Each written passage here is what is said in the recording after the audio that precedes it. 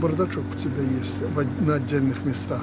Есть Вот отдельное деревья предприятие. выросли на крышах старых каких-то заброшенных Есть такие. ну их надо как-то убрать. Надо спланировать, убрать, где-то прикопать в какой-то овраг и засыпать. У тебя этого добра хватает.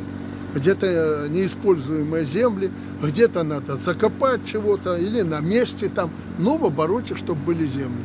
Надо наводить порядок в Брестской области. Если ты это не сделаешь, ну крутой же не придет за тебя делать. У меня в Могилеве, у него там проблем хватает.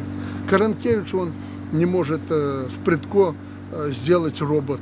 Все телепаются, он, дай бог, к концу года что-то с твоей помощью сделает.